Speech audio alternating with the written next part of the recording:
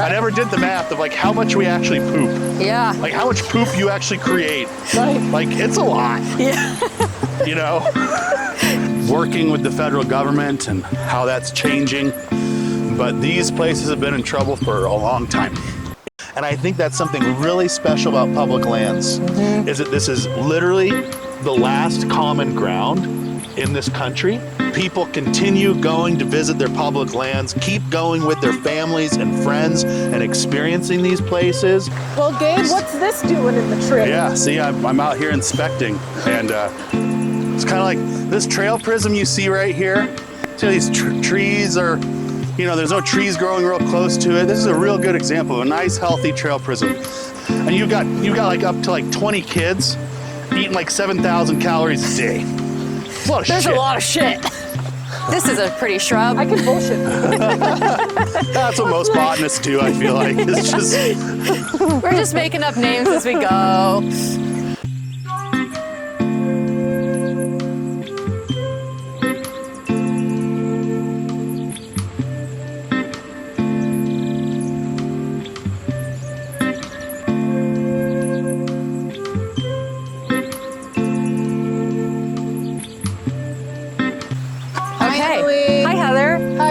Hi. Hello. All right. We're out here today on this glorious, overcast, beautiful Southern Oregon day at the Middle Fork Trailhead, Middle Fork of the Applegate River. And we're here with Gabriel Howe, the executive director of the Siskiyou Mountain Club, an awesome local nonprofit that does trail maintenance and stewardship throughout Southern Oregon and Northern California. And we're gonna go, as you know, on a little walk and chat, and then find a nice place to sit and chat even more. Woohoo! Come along. Cool. Let's do it. Let's go wildly. Together. And this is a nice Heather and I have sign. never Did you been guys here. Get this up? No, that's an old Forest Service sign. Oh, cool. And very nice. yeah, this is the Middle Fork National Recreation Trail. It was designated a National Recreation Trail, I believe, in the early 80s.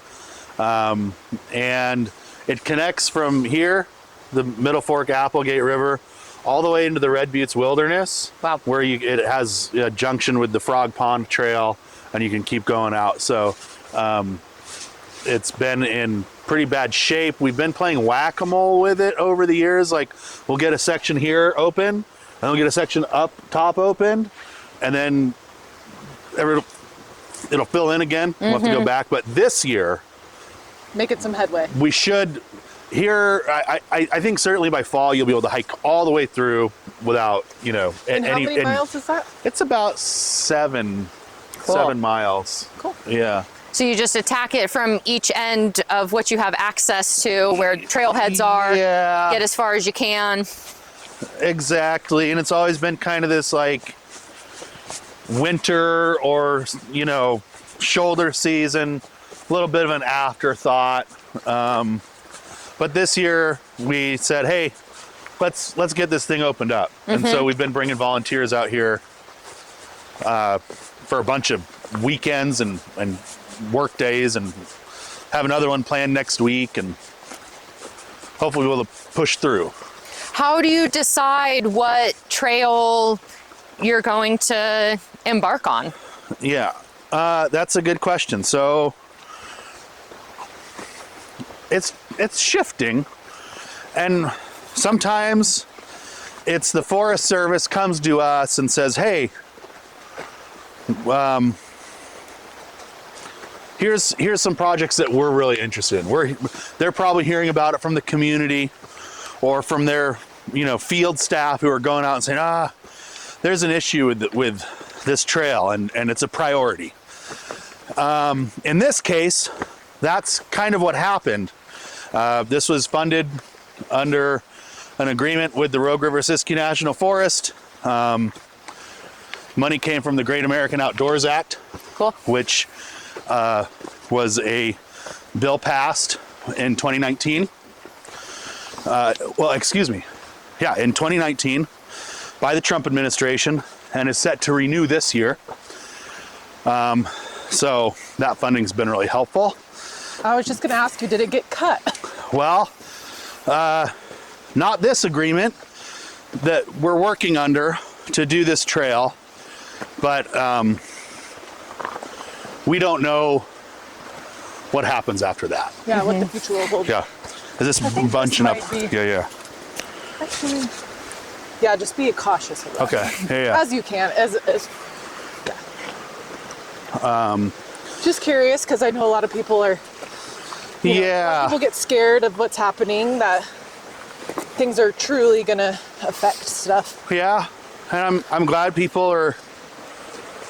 I'm not glad they're scared. I'm never glad that someone's scared. I'm glad It's bringing more awareness. I'm glad there is some more awareness. They're raising alarms. I've felt that same probably level of alarm or concern for the last 15 years, 20 years, you know, because yes, this is a big deal as far as, you know, working with the federal government and how that's changing. But these places have been in trouble for a long time. And so while I'm not happy about, you know, organizations losing money or not being able to trust their partners and things like that, the awareness is, I'm glad that people are starting to go, oh man, there's these resources out here. And they don't just take care of themselves. Yeah. Right? How did this trail start? Is this like an indigenous trail history or Forest Service coming in and doing maintenance? Or I don't know a lot mining? about the history. I'm sure there's a long mining history. If you look at where we're at right now, you can see this is an old road of some sort, a Jeep track or wagon trail? wagon trail or a bulldozer, you know, track from some activity up here. But this trail, like many, starts out as a big, wide, you know, bench that was probably once a road, or, you know, yeah, it was definitely a road. And then it narrows to, you know, 12 or 24-inch hiking, single track, I guess, trail. Is this a multi-use or what's I saw there was a rules little thing. I don't think so. It's mostly hiking. But we would have to look it up to see if bicycles I am going to put you right here. were I'm allowed. just gonna- Yeah. Sorry. I'm just trying to. I'm Oh, gonna- no, I get it. The sound thing is... Use our techiness, guys. Are you hearing it? No. I'm not hearing it, but I just know that the. Oh, because you can hear it. Yeah. So I just try to find the. Sometimes when we wear hats, we put them up here. So Oh, yeah. Yeah. followers, listeners, sorry for the technical. We're just trying to get settled in here on our walk. Yeah, just curious on like. But yeah, I Can didn't we do a bike lot. out here? Yeah, you can hike. You can definitely hike. You can definitely ride horses. We need to look when we get back to see if there's Biking, bicycles. bicycles. Yeah. I know a lot of places don't allow the e-bikes or the motos. Yeah, yeah. And I'm not sure about this one. We're not in a wilderness area, so there's not that going on. Cool. It's gorgeous out here. Yeah. We got a lot of old growth happening. A lot of ferns and rocks. Yes, it's a beautiful day. If you look down here, well, right here, the Pacific yew tree. This one right here. Which is, you know, a coastal type of. The one with the conifer. moss? No. No, This one no. right down below. No, I was pointing at this one here. Oh. This is a Oh. Pacific yew, Okay. you know. Awesome. Yeah. Yeah. Are you good with your like tree identification? I'm and good stuff? with the conifers and most of the trees, but don't quiz me on the plants because I'll embarrass myself. Yeah. We're definitely not plant experts either. Oh, good. This is a pretty shrub. I can bullshit. That's what most botanists do, I feel like. It's just, We're just making up names as we go. That's how I feel like sometimes with my dad. Like, do you really? No. Oh, so He tries to be all like, this is this. Like, sure. Well, I've had botanists like argue on trips before where it becomes a very like Hostile. it becomes a little bit Uncomfortable. where you're like, hey, I think you guys just need to chill out. Like, you can both be right. Yeah, so this is the Middle Fork Applegate River. This is what feeds the Applegate Lake. Applegate Lake. Awesome. Typical, gorgeous, Siskiyou Mountain stream with nice, clear water and lots of structure in the creek with wood and I bet you have some woody good material in swimming there. pools. Yeah, there's a really good one up here actually. That's Ooh. a good one for the summer. Right. Or a good cold plunge for now. Yeah, well, that's what's warming up. nice about up here in the summer is see, you're in this canyon, and so you just don't get very much sun here. And so actually this is a great place to come in the summer, hike through the shady forest in the canyon without much sun exposure, then down to the cold river. Well, on a day when it's 110 in Grants Pass, it's probably about 90 up here. So That's awesome. That sounds great. I We're love already all thinking about those super hot days and where we can go to escape the heat. Yeah, yes. and I love the like secret creek spots and like all the cool stuff, and because lots of times all the good favorite places they're so populated that you can't enjoy. Yes. And so coming to maybe somewhere where you got to hike in a little bit, Yep. or it's like this, nobody's just day tripping out here. Yeah. I feel like if you have 100 people at a trailhead, you'll have about 10 2 miles in. you Yeah. know? Right. Just keep going. Just keep going. Dang. Just because look at they that. stopped there doesn't mean that it's the best place to stop. Well, Gabe, what's this doing in the trip? Yeah, see, I'm out here inspecting, and I don't know if they decide to leave this.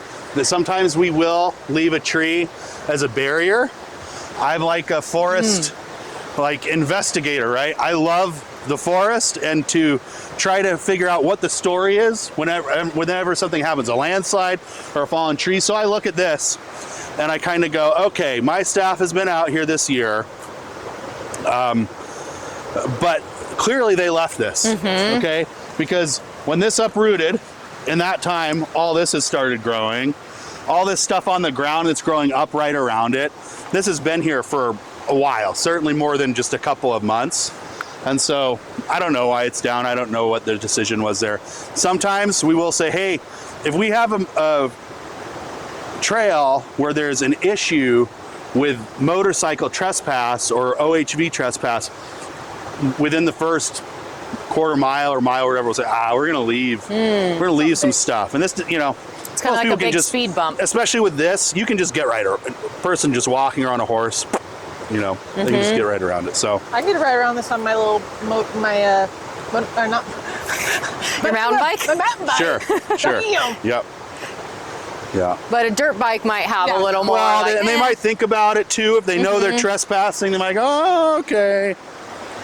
So we're not going to mess it up. Does leaving anything like this help with like erosion reduction or anything like that? no, I mean that's why you do trail maintenance, right? Is because if you don't cut this out, then right now we want to walk right here, and especially before the tree was down, you wanted to walk right here. And if you leave the trail down, it's possible that people start to go up here, We hold and then they braid the trail, and then you get more erosion. Yeah. So trail maintenance is all about concentrating the impact. Travel and camp on durable surfaces, like the leave no trace principle. It's like we want people on that durable surface. And so we're trying to get people onto the nice stable trail. And then do you actually like carve out and place the trail? Like, are you laying rocks and gravel to identify that this is that hard, durable surface, or does this just happen naturally? Yeah, so, I mean, when it's appropriate, as the road goes down to the creek, the trail goes up, right? Okay. Oh yeah, this is the much swimming pool narrower area? than that. This is road. This is the road continuing, and this is the trail. And this breaking is where off. you can access some cool, like down to the river there. Yes, but that's not the spot that I'm thinking of, I believe. Here, Emma, I got it. But maybe.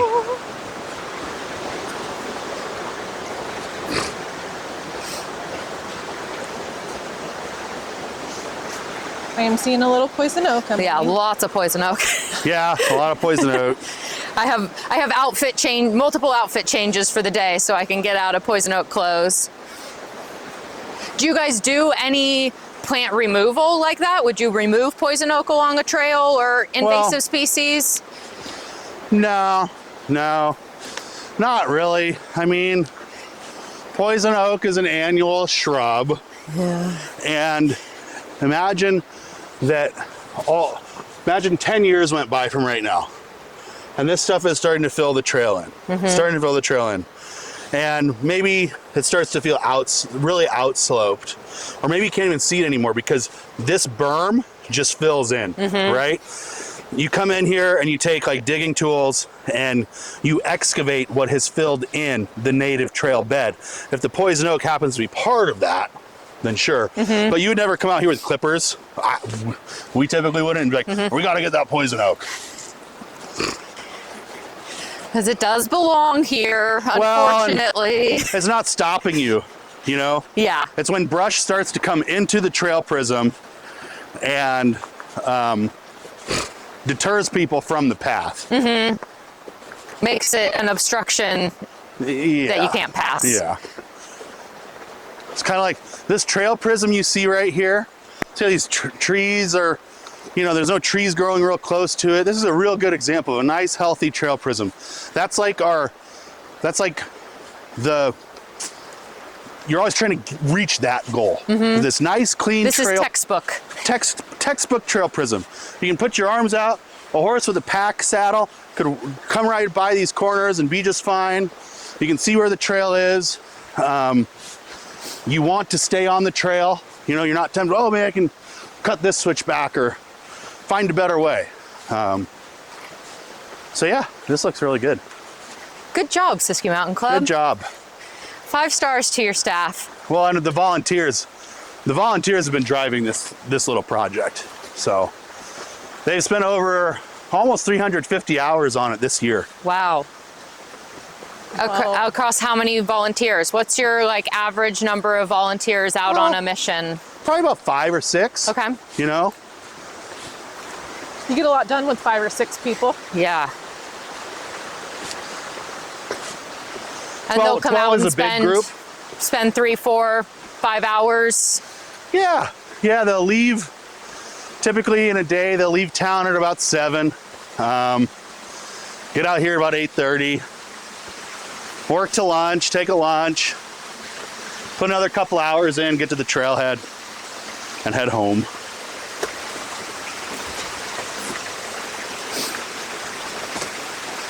Move, Nat. Move, Nat.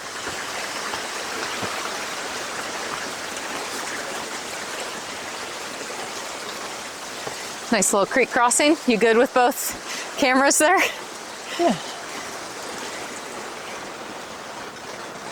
Nice job. Pretty wild out here. It's wildly vibes. Don't fall.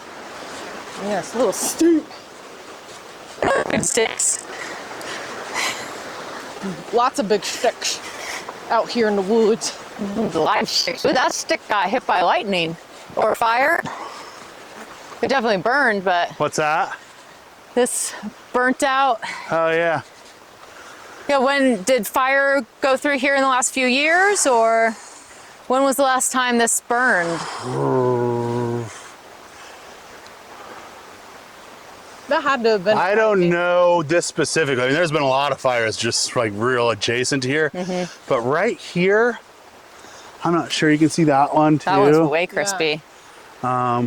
This one looks, so I don't think this got impacted by the Miller fire.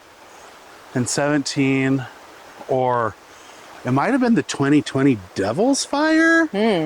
But if it did, it didn't get up into the crown and blow the place up. It was skunking around and lots burn of those underbrush. Well, that's sometimes in these systems, especially these rocky. See how rocky it is right here? You go digging, it's just big fist-sized rocks. Oh, there's a ground cone. Ground cone. What happens is the fire gets into the root system, especially in late summer, like the Slater and Devil's Fire 2020. And there's not big flames, but it's just sitting there. It's just smoldering along in the roots, and the roots burn, and then the trees start to fall.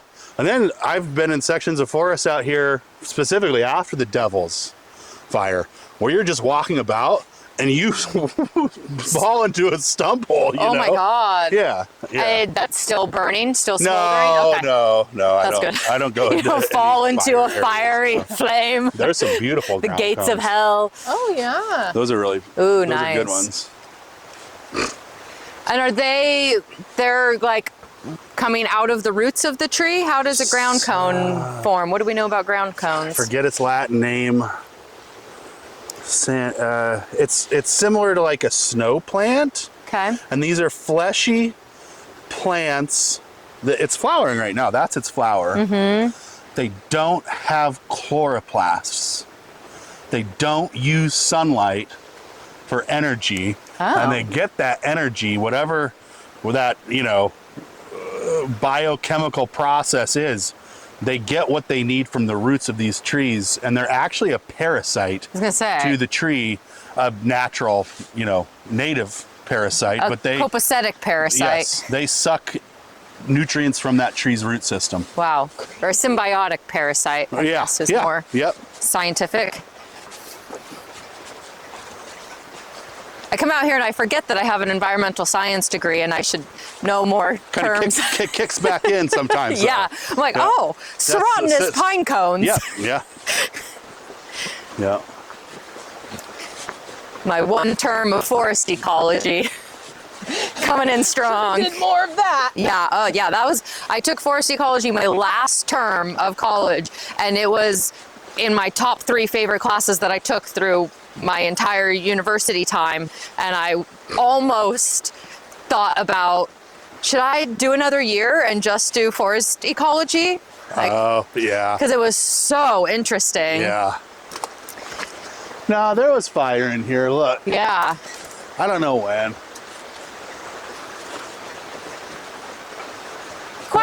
Probably a few years ago. There's a lot of regrowth and things looking pretty. It's a good fire.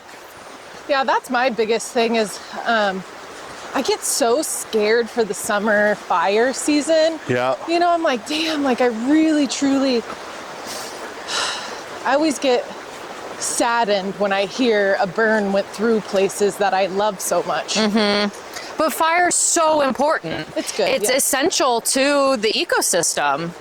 We just feel the impacts of it because we like clear blue skies and fresh air, but fire has been happening forever and ever and ever. I think it's my thought is like, so for example, La Molo Lake burned this year, so around the lake, where I have been camping for 30 plus years with my family. We went there every single year. So it's a selfish nostalgia thing. It's like the surroundings aren't going to feel and look the same. Yeah.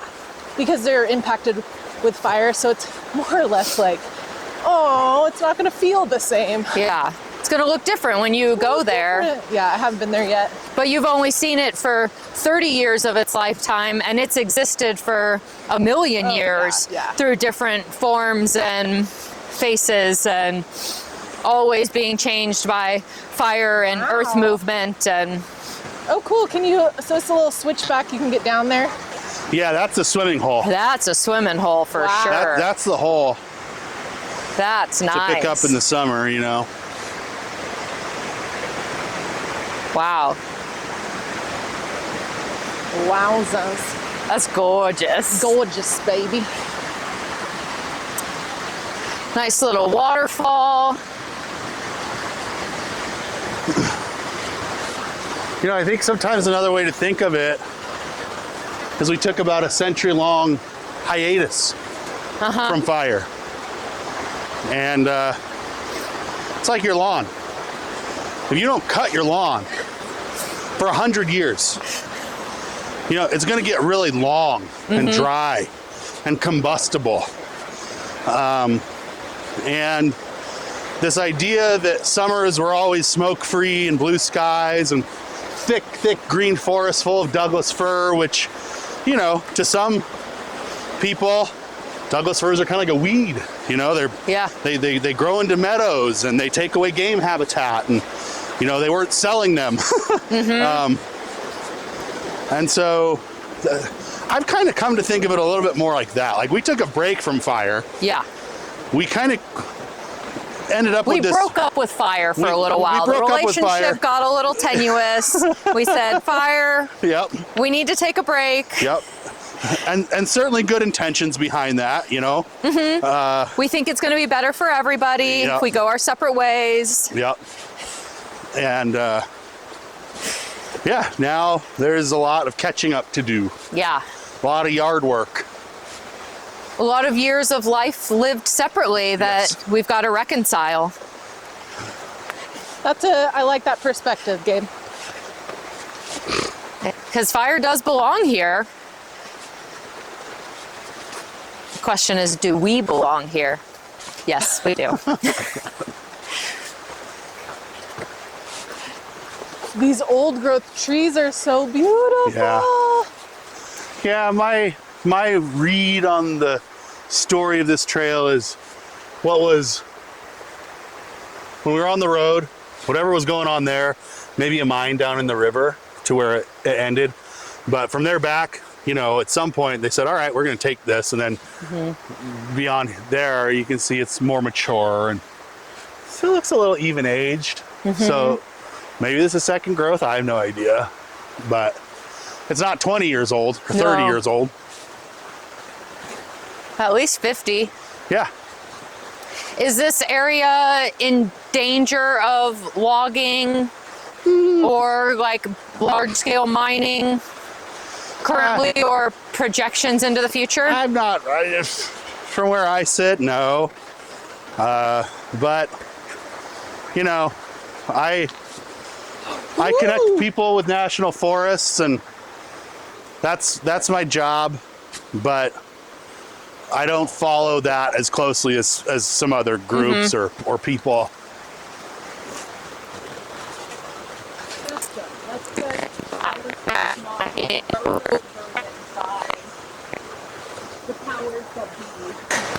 And just stay focused on what you can control, What you have access to. and that's still plenty.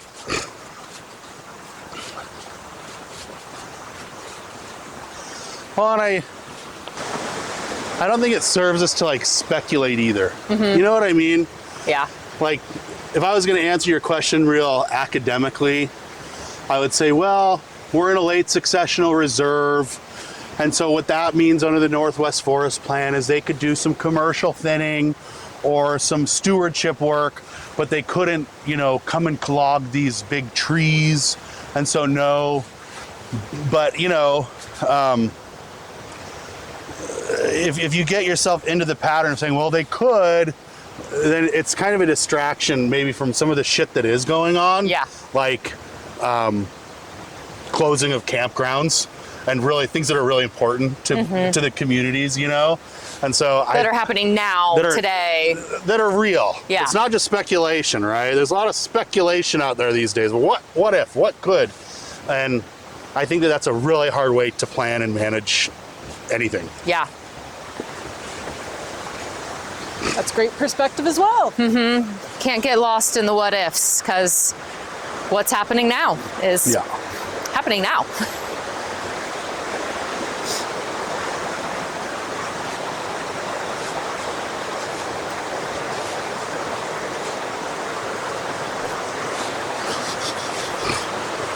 This is so pretty, just completely covered in moss. There's no north or south side of this log, it's all moss.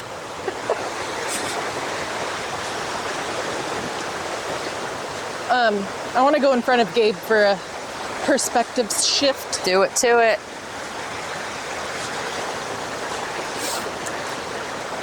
It is so pretty out here. So like The water is this is amazing. so clear. Everything is so green and lush, and Are we still like technically in California though? Oh Is yeah. this California? Okay. We're only going deeper into California. Oh, okay. Yep. We're kind of heading south right now. Go wildly, California.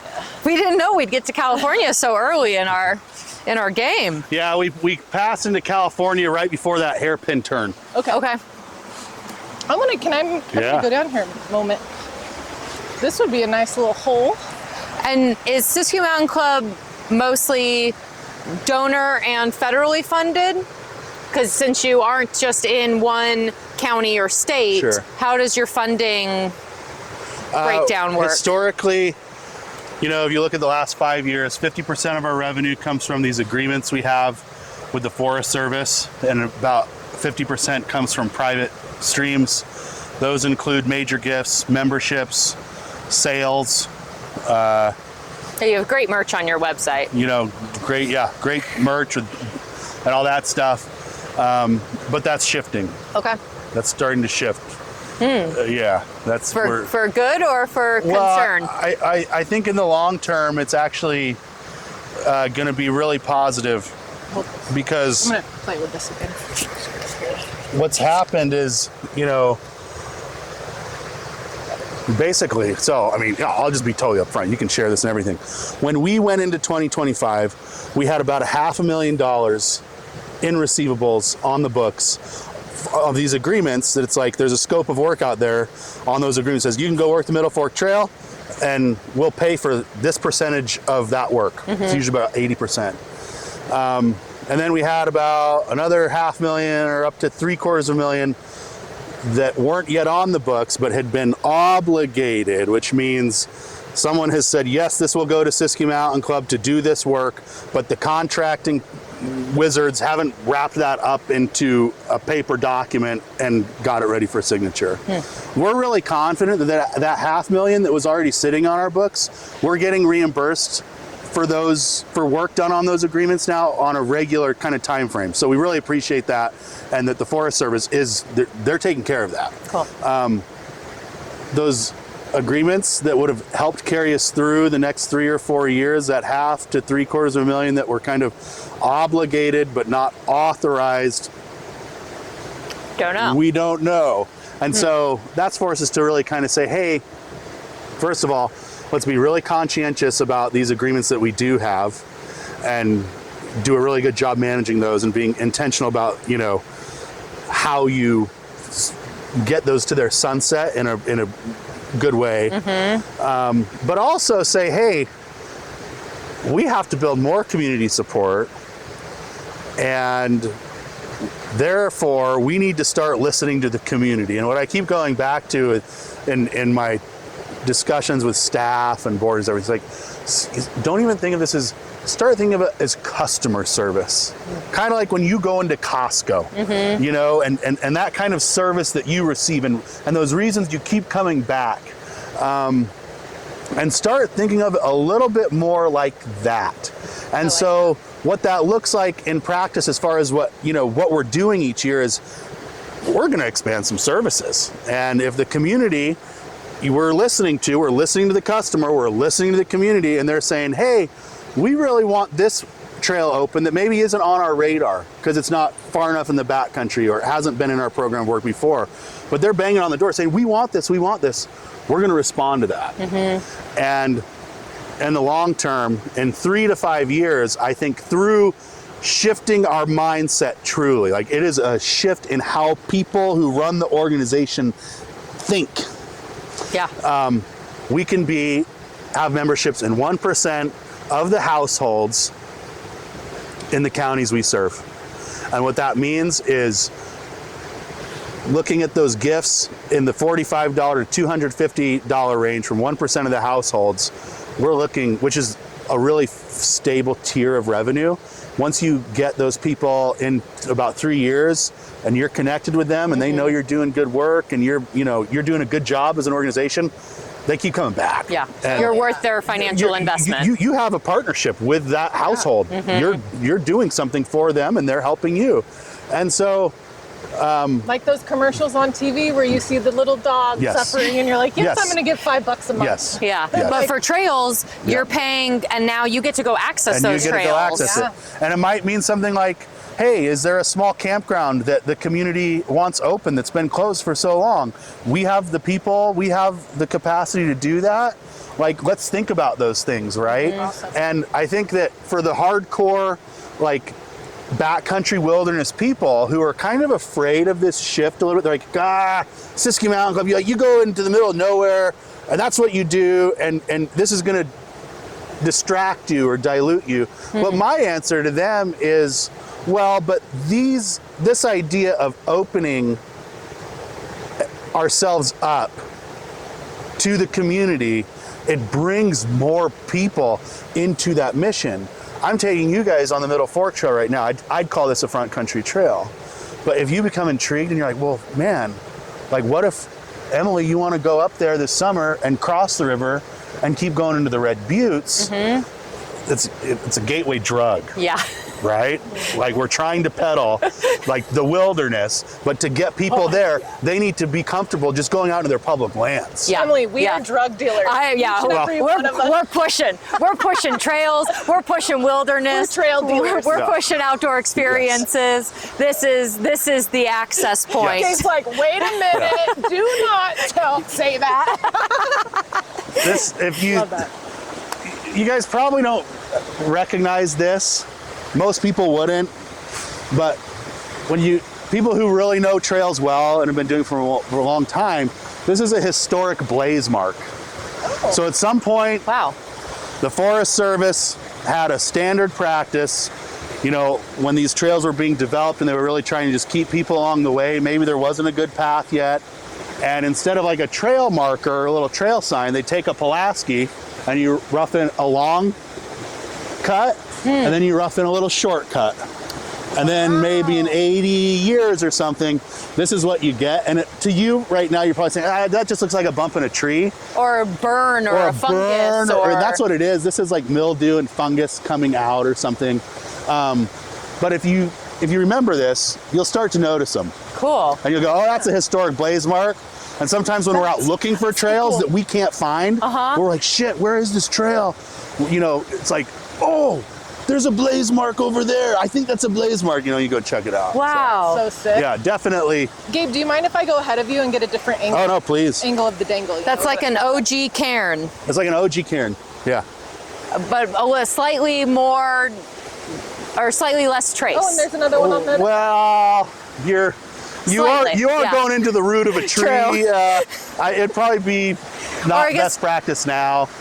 I'm sure some places they still do them. At least less distinguishable for the novice eye. A cairn would be more like, oh wow, I see that they marked this trail, and this is a little more discreet. Yes, but if you see one when it's fresh, it's ugly. It's a bald piece of tree. Ugh. But it doesn't do irreparable damage to the tree. We don't know. Go back to a forest ecology class and ask them. I don't know. I got to go back to school.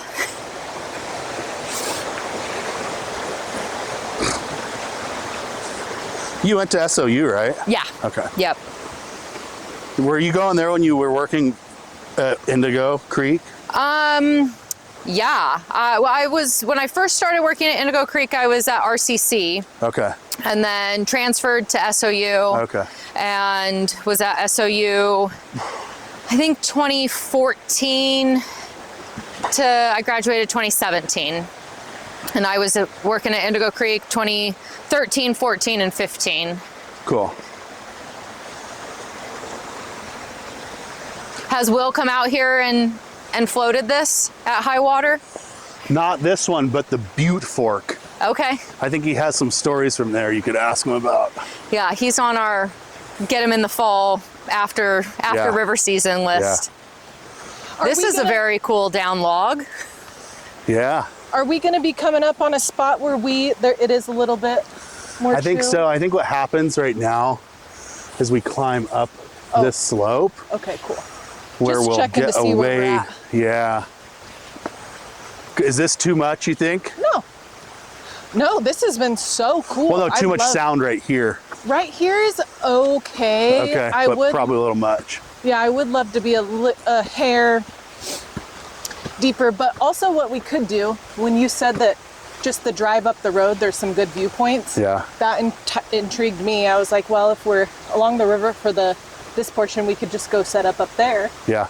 Yeah, if we don't end up with a good spot. Yeah. Then it's, How much further shall we go, Emily? Just How watching our much further time. ahead do you think the...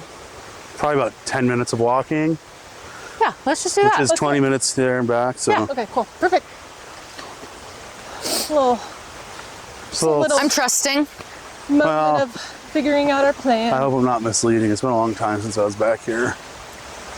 I forgot about this sign. I Oh yeah, look at the sign.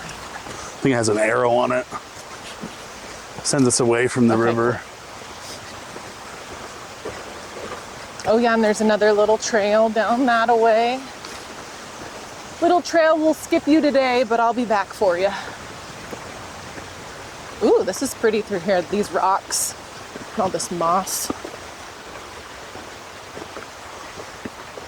When you're not out doing trail work, Gabe, what else do you like to do? Tow my kids around to You're just slug.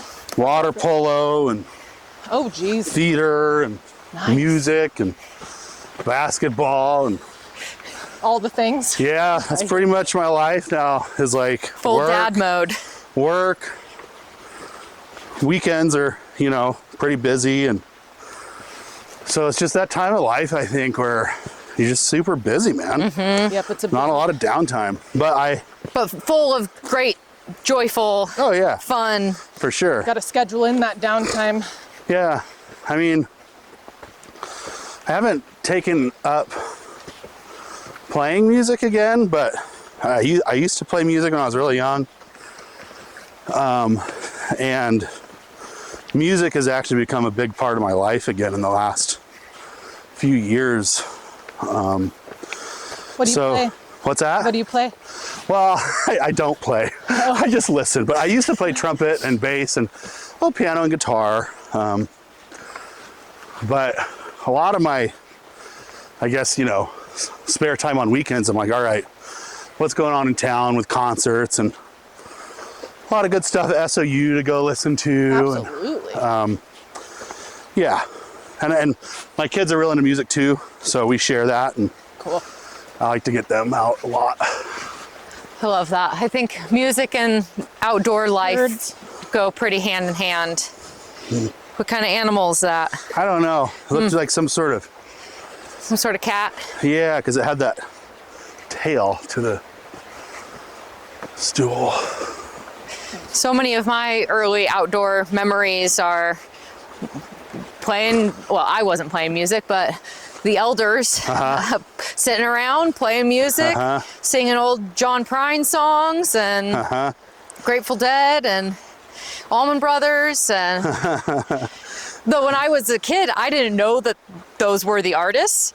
I just thought like these are the songs that my parents and their friends sing. was And like then your when I soundtrack. got into like middle school, high school, and I heard a song on the radio, it's like, what the fuck? I thought this was Zeke's song. This is John Prine? Oh, that's funny. Huh. Yeah, one cool thing, we have this intern program, and they do like the big projects. These are usually college students. This June, they'll fly in from around the country, and we'll onboard them, and then they'll start going out, backpacking out into these project sites, staying for a couple weeks at a time, coming back, getting a little rest, do some fun stuff on their off days, and that's their cycle for a few months. And they don't bring their phones. Legit. And one of the things, it's valid. So they go, man, we don't have any music. Like, we miss music. Yeah. And so it's actually really cool. This July, on one of their off-trail blocks, SOU music instructor, Terry Longshore, working with him to put together a little percussion workshop for them. Cool. Where they're gonna bring in like their tin cups and their Nalgene's. Their trail tools. And like their tent stakes. And like we're gonna make music. Awesome. Yeah. Because So- you can, music is everything. It's just sound. Yeah. Yeah, Oh. sticks and cups and hands and mouths and feet. Snail. Little Siskiyou Mountain Slug. Club Ooh, stomp that's a performance. Big slug. Look at that guy. Look at that guy. Oh, that's a big slug. Put the other camera on him too, Heather. I will. I love that idea. Did you reach out to? I did. That's so cool. They hosted this percussion festival and I went and I watched it. And they were playing with, ceramic pots and rocks, and they were doing all sorts of cool stuff. And that's when I got the idea. I was like, this would be so cool. I reached out to the instructor and he's like, way into the idea, and all right, let's do it. Yes, So- please. Next thing you know, one of them will turn into a Foley performer and be doing all the sound Well, effects for movies. And a few of the interns that we have coming this year have advanced music skills. Oh. So it's like they're gonna do something really cool. yeah, That's so exciting. but they don't bring any formal instruments out. Nobody's got a ukulele or There's a been some harmonica. harmonicas. There's been some harmonicas. Excellent. I don't remember any ukuleles. Harmonica is such a nice backpacking type of instrument. Yeah. Yep. My dad was a harmonica player, and he started playing partly because, for a number of reasons, but partly because it was an instrument that he could have with him all the time, Yeah. anywhere. Yeah. He'd have one in his life jacket while he's kayaking or rafting, have one in his briefcase while he's walking to court. Always a harmonica, sitting on the train. Yeah. I do advise those harmonica players and ukulele players, members, like, just make sure that when you play in camp that it's read the room and make sure that you don't overwear your welcome, Yeah. because someone playing the same song over and over again day after day, That's a bit. yeah, so, okay, Yeah. Close quarters. yes, Be like kind of good at it. yes, yep. This isn't the place to learn the new Yeah. instrument. This is But, yeah. for refinement. But imagine how cool that would be if you had like footage of like a crew in a place just like this, just Yep. national forest or wilderness, and there's a kid with a harmonica, and there's kids sitting around banging on Nalgene bottles. Yeah. And, could be cool. That's what my river You gonna trips send look out like. the camera crew on that one. Yeah, so our communications guy, he goes out with them, not the whole time, but probably about a third to half Cool. of their time. So yeah, this is probably the end of the line for us. Okay. Up here, the Middle Fork National Recreation Trail crosses the Middle Fork Oh, cool. Applegate River. Now, if we would have been here 20 years ago, or even, I think it was 2009, so we would have been here in 2007, 2008, Wow. you would have seen a log stringer bridge going right across here. Because as you can see, like, some people might not feel comfortable crossing it right now. Yeah. In the summer, but there was a nice bridge here, and it's a story up and down this corridor here where the bridge is rotted.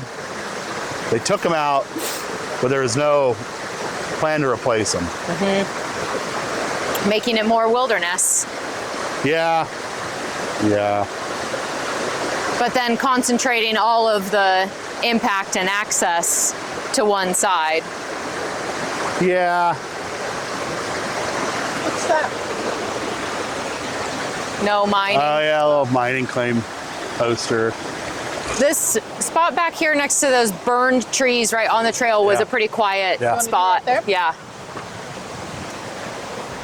Let's do it. That's a nice little, is that just another? I don't know if that tributary has a name or not. I'd have to look at the map. But yeah, it's beautiful how it's fallen over that shelf. And Yeah. How it feels. Cool. Do you want to start us off? Sure. Okay. All right. Welcome in. Welcome to today's episode of the Go Wildly podcast. We are here at the Middle Fork Trail along the Middle Fork of the Applegate River we're technically in Northern California, though this is part of the Red Buttes and Klamath-Siskiyou Wilderness. we're in the Rogue River Siskiyou National Forest, a few miles outside of the Red Buttes Wilderness area. Okay.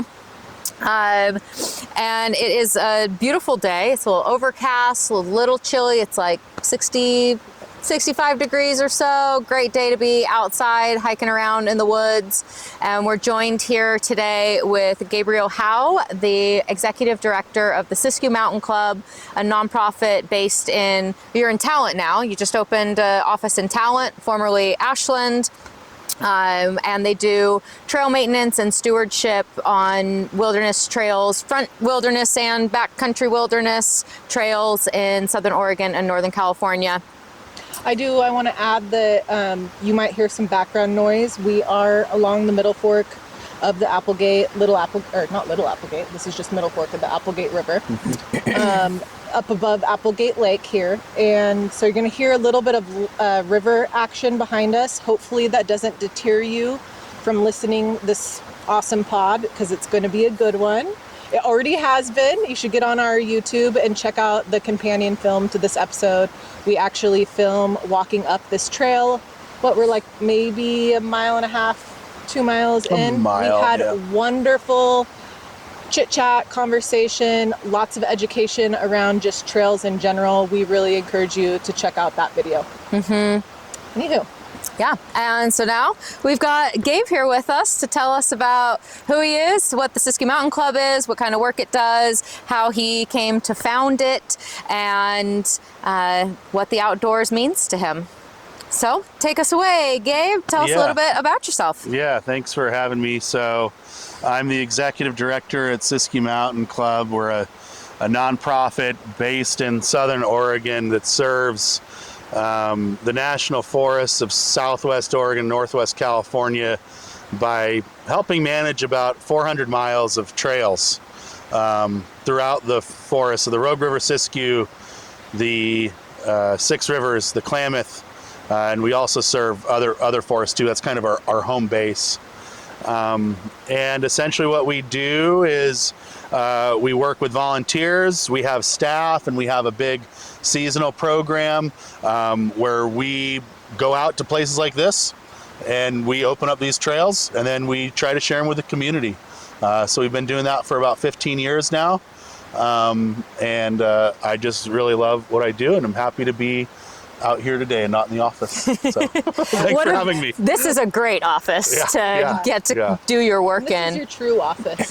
I wish that was the accurate, but it's not. I think my job in the nonprofit world, we have these titles kind of like you would in the corporate world, like the executive director, right? And I am the executive director.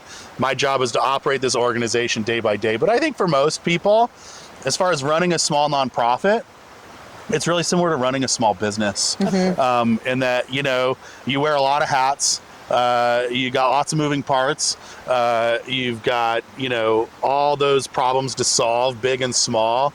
And so I don't think that what we do is outside the reach or the scope of someone who's, running a restaurant or a small manufacturing business or something like that. So or a bike shop. Or a bike shop. Yeah, no, absolutely.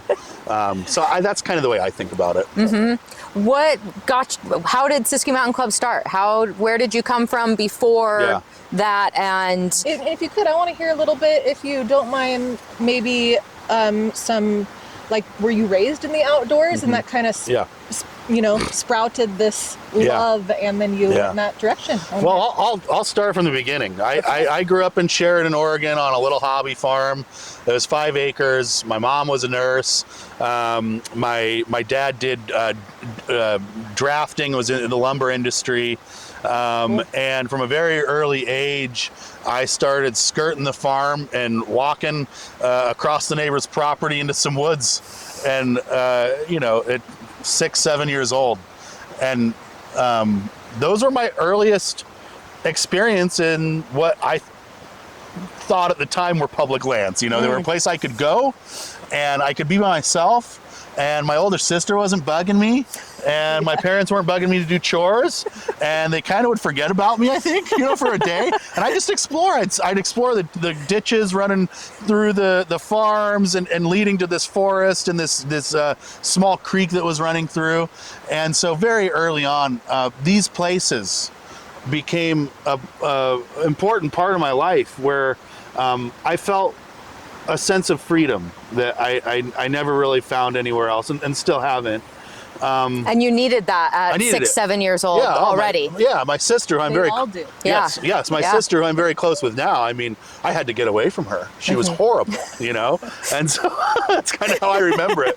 And so I kept that habit.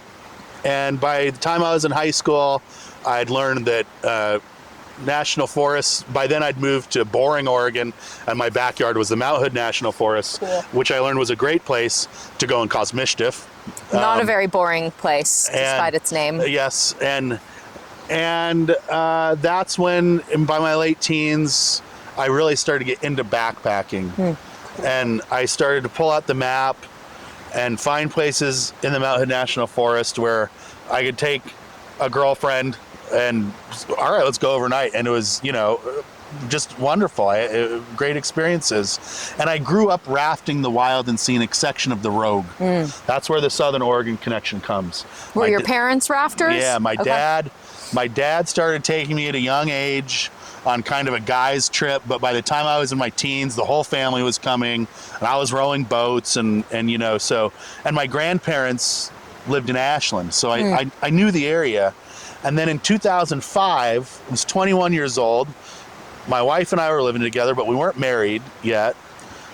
A caretaker position at the Rogue River Ranch opened up, and we pursued it. And awesome. Sorry, what year was that? 2005. Oh, cool. We were still in high school. Yeah, we were. That's awesome. I wasn't far out of high school, and foolishly they hired us. And I wasn't that great of a caretaker, but I learned that wilderness, and I learned how to navigate, and I learned about the Siskiyou Mountains and the ecology and the history, and I embarked on a sense of discovery that I hadn't quite tapped into exploring the Mount Hood or the Three Sisters or the places that were more developed, where I had become really accustomed to. And it was that year that the hook got set. I was still living in Portland with my wife. We weren't married yet. We married in 2009. And then the next summer, we started exploring beyond what we knew and south of there into the Chetco River drainage, going, hey, we want to get into this Chetco River. Well, south of Powers, south of, between the Illinois Valley and the coast. Cool. Awesome. The Kalmiopsis Wilderness. Just to intersect. Yeah. I spent 4 years working down at Mariel. Oh, did you? Yeah. Okay. No, what years? I was 2014. So like 10 years later. Okay. But you still work with Pat and Lori. Yeah. And my really good friend now, Amber and Shauna Burns, they're twins. They might have been. Yes. They might have been working down there at that time. We did know Amber and Shauna because Jill had a side gig. She'd go over there in the mornings and help them change over rooms. Cool. And so Shauna and Amber, that's crazy. Yeah, it's just such a small world. Wow. Yeah. And I feel like anybody who I'm totally projecting because it's something that at least Heather and I share, that young people who spent time in the wild and scenic Rogue River, a like kind of dream job is to become the caretaker at the Rogue River Ranch. Of like, someday I'd love to do that. It seems so magical. And also the reality is probably that it's pretty rough. It's a great gig for the right people. Yeah. Right. But, you know, Anyway. we started exploring that wilderness, really wanting to get to the Chetco River, the upper Chetco River, because we could see how it was enveloped by wilderness. And we'd been to the mouth in Brookings, and it was like, we got to get up there. But the trails were in such bad shape. They were in horrible shape from damage following the Biscuit Fire and decades of deferments. And we essentially decided that we came to understand that if we didn't do something, nobody was.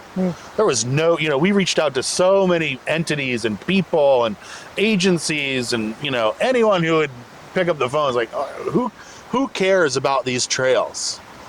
And you and Jill, your wife, were sharing that passion and investigation? Absolutely, yeah, you know, and the short answer was that there was just no plan. And I think it's important to illustrate the trail conditions we were running into, because it's not, most people are used to some bad trail conditions where maybe you have 10 logs down in a mile, or 15 or 20 or 50 or 100. And you're like, man, this trail needs maintenance so bad. We were encountering conditions from after the Biscuit Fire where there were thousands of trails down in a single mile. And you had to crawl over or, you know, crawl underneath and climb over. And, you know, they were impenetrable sections of log jams, you know, dead trees that had accumulated into stacks that you couldn't get through. Wow.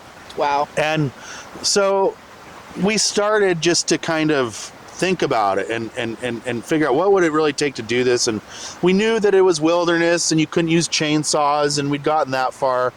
And actually, it kind of leads into kind of one of my stories here, was that in May of 2009, because we got engaged in the fall of 2008, in the next spring, we finally made it down to the Chetco River, crawling through those trail conditions. And I had been kind of going back and forth, and I'd gotten really close, and I said, Jill, we can get down there now. And we got down there, and it was amazing. And, you know, it's one of those couples experiences that really shaped our future in a way. But on the way back, Here we go. It's a battery break. Yep, it died. We are swapping that out right now. But while we're out here changing up the batteries, let me shout out the folks who are changing trails, literally. The Siskiyou Mountain Club is a badass nonprofit based here in Southern Oregon, yes, over in Ashland, and they are the reasons why a lot of these backcountry trails are even possible. They restore and maintain the kind of remote, overgrown wilderness that makes your thighs burn and your heart sing, baby. The Calamiopsis Wild Rogue, they're out there clearing the brush, sawing the trees, rerouting erosion, all of the things that most of us don't think about when we're just trying to get a good view. Give them a follow and a donate if you're feeling grateful for the trails that you love. That's SiskiyouMountainClub.org. All right, batteries back. Let's ride. Let's hike. Happy trails. they figured out how to test it. I was Like, okay, if we talk at this volume, you can't hear us. Okay, we're back on after our battery break. Can you flip the camera screen? Yes, I So we can make sure we're beautiful. Does that look semi the same? I think so. Yeah. It's fine if it's not, but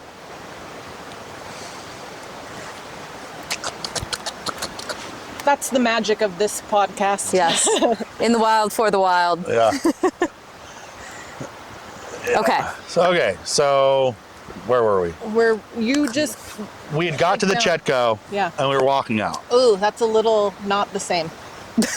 Actually, hold on. I sit down and I'm like, wait a minute.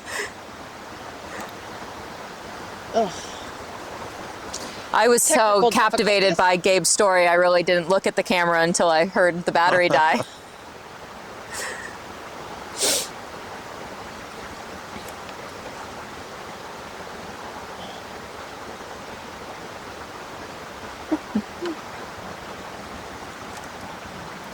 Did you guys go to high school together? Yeah, and middle school. Okay. Yeah, we met the summer before 6th grade at a babysitter's first aid course. Oh, cool. And then we kind of went separate ways for a long time. And then last summer I was like, hey, we should do something. Oh, cool. We should do something creative together. I always really feel awesome. like though Facebook makes it so easy to kind of keep up with what people are doing. Yeah. We just didn't have a whole lot of communication. Yeah. Yeah. Well, that's cool. Yeah. It's always fun reconnecting with people. Well, we were just saying, since we spent so much time together in our really younger formational years, it's almost like a sisterly bond. Yeah. It's like, Yeah. I went to her bat mitzvah. Like we were close. Yeah. And now we're like reconnecting and as adults with grown-up lives. Yeah. I've reconnected with some childhood friends too in the last couple of years, and it's amazing how they know, you still know each other. Yeah. In this weird way, and Like the purest, truest form of yourself. They really know you. Yes. They tell you stories that you wish that they didn't remember completely. What? Yeah. I don't remember that. Like, wow, I didn't know we were that close. So anyway, we were hiking out of the Chetco River together. We were on the Emily Cabin Trail, which was an old road prism, kind of like this was back here, but it was full of trees. It wasn't those conditions I described where it was thousands and thousands within a mile, but it was just, I was sick and tired of walking over the same logs because I'd ingressed and egressed several times at that point. I was kind of scouting out the way, going back to those high school years, like, I've got to impress this girl.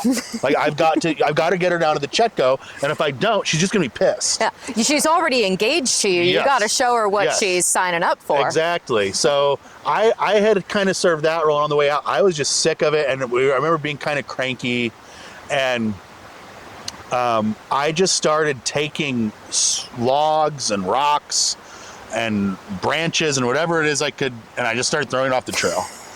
And she joined me, and we took our backpacks off, and we did that for, all of less than an hour, maybe a half hour to 45 minutes. And we looked back at a trail section that it had looked really bad, but then we could see our backpacks and where we'd come from, and just the two of us had only put in a half hour or so of work, and we kind of went with no tools, just your hands. Yeah, just and I was like, okay, let's see more about this. And that was a moment that clicked, where it was like, we don't need to wait for anybody. We don't need to wait for anyone. We have to do this. And it was, thereafter, divine moment. it was kind of this epiphany in a way, where I was like, we need to stop waiting. For somebody to give you permission or direction. Let's just do this. Yeah. The best things come out of those. The best things come out of just putting it out, and then the path forms. You said it perfectly. And it was thereafter that we started to kind of get a little bit more formal, and that, it was like, all right, let's go get training so that we can do this right and use the tools. Let's start to learn about, wilderness stewardship, and let's start to look at other organizations that have been successful at doing this and how they figured it out. And it was really that experience that led us to chart out a way across the Kalmiopsis wilderness, and without seeing the whole thing, was that we got to open this up. And that was a route that goes from Babyfoot Lake to Vulcan Lake via the Chetco Canyon. Horribly short-sighted and hubris of us to think that we could do it in the time frame that we thought we could, but that's when we set a goal, and we never let it go. And really led to, the next summer in 2010, we knew where we were going. And we started galvanizing volunteers, and we started talking with the Forest Service and buying tools. I was working at Shopping Cart, and Ashlyn, she was working at Starbucks. We were taking our savings. Back then, housing was actually still pretty affordable, so we actually had a little bit of leftover money. And momentum started to build. It started to build, and we started bringing groups out for week-long trips the following summer. And those were just The awesome. symbolism right now of the sun kind of coming out and hitting you as your adventure breaks through the dam of logs. Yeah. And wow, Yeah, no, glorious. That's gorgeous. Yeah. Yeah. So I always recall that experience of hucking the logs off the trail with Jill as being really formational. And probably wouldn't be here today without it. Wow. And so, and all of those early memories in our youth in the wilderness together, I mean, you know, yeah. Bonded you as a couple and created your individual and your shared future. Yeah. Does Jill still work for the Sister Mountain She Camp? helps out a little bit. She works in the restaurant industry, kind of as her main gig, but she does still help out with like donor and member relations, and kind of fills in the gaps when there's transitions and things like that. So That's awesome. really, really cool. yeah. That's rad. Wow. So, have you had any being out in these like super, dense backwoods, not trekked in areas for long? Did you have any experiences with, mountain lions, bears, any Bigfoot sightings? No Bigfoot sightings. Darn. I've seen two mountain lions in my life. I've seen, I don't know how many bears. Totally. But A ton down at the ranch. Yeah. Just like to well, hang out yes, on the lawn. Yeah. The habituated bears on the Rogue River are part of our lives, but all the wildlife sightings have been very what you'd expect. And, Cool. I think that keeps a lot of people, if we ever get listeners that are like, gosh, I really want to experience more of the backcountry, or even I would consider this this isn't Cathedral Hills. You got to drive. It's deep. Sure. Nobody is on it. Sure. It's a little bit medium country.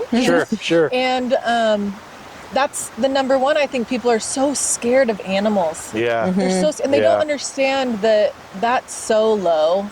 And the animals are going to be just as scared of them if they approach each other on a trail. Yeah. Animal isn't expecting to run into a person out here either. Right.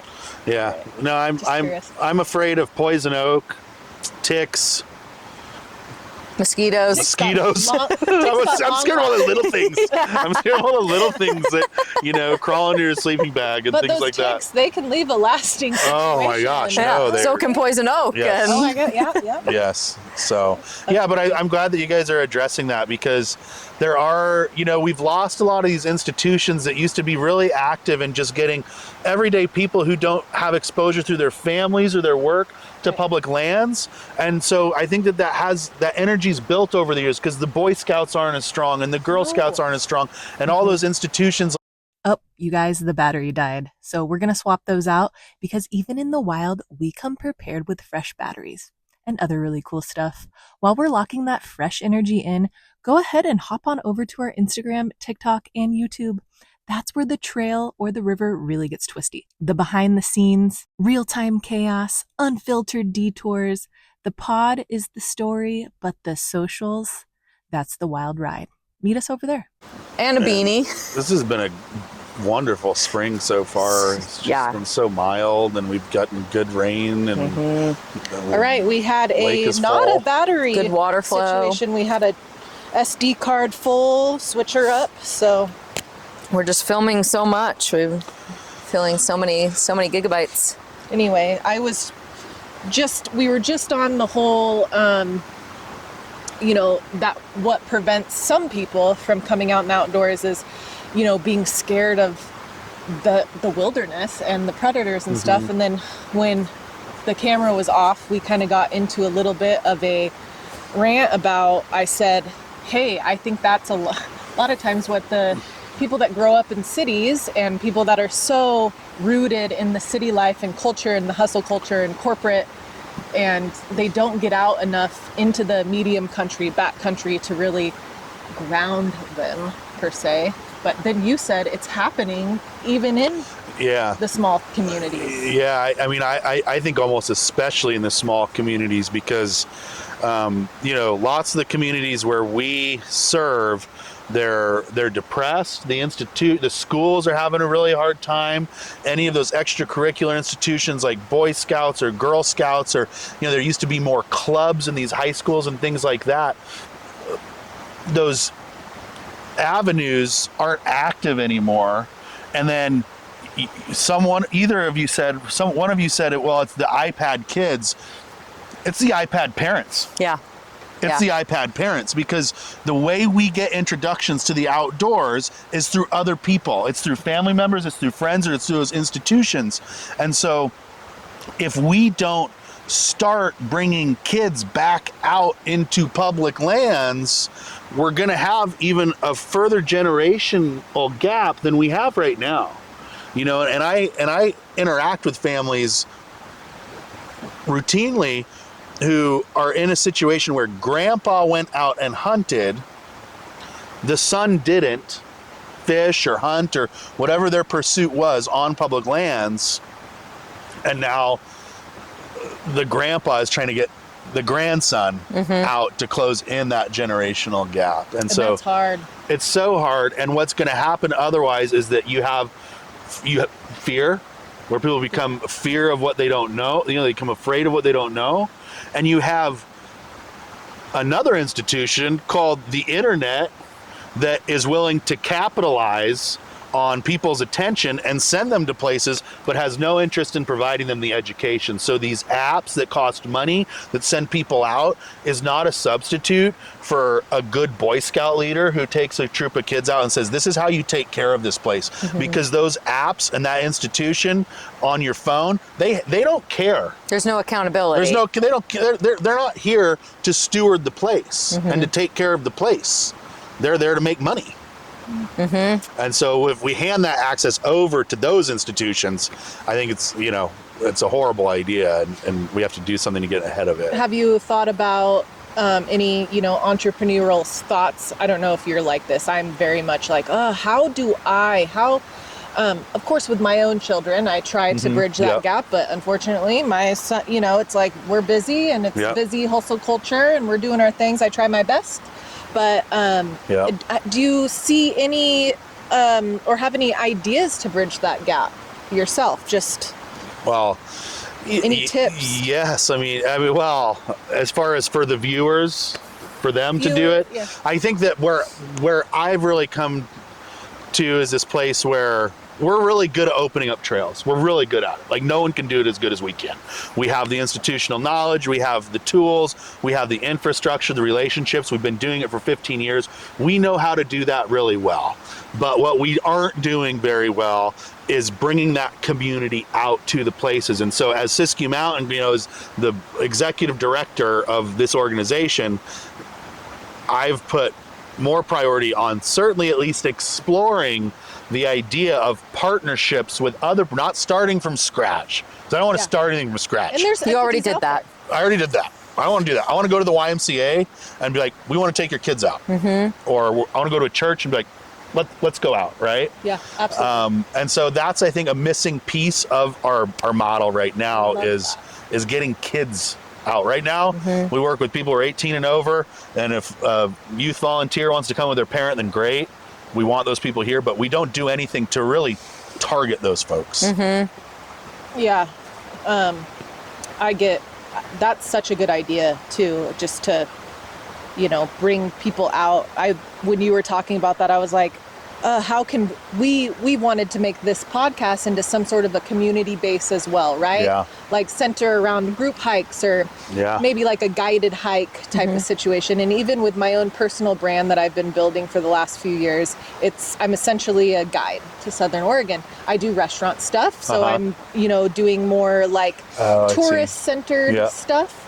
But I'm trying to crack more into being more of a guide of, trying to get people out, trying to really like come out with us, come do this. I love what we were chatting on the way up at there's a Southern Oregon women's outdoor kind of community that somebody started, and I don't know them, but I was like, I love that. They're going to host a summer camp. Obviously it's not children, and right, it's kind of starts the children really need it. Yep. But I'm since like, we know that something. adults are checked out also, really, I mean, obviously we solve more problems by centering on the youth and making sure that we prevent problems later on, but we can intervene anybody at any time and say, hey, you're missing out on this experiential thing in your life. Let's get out there and do it. Yeah, and what I was saying is just like you saying that reinforces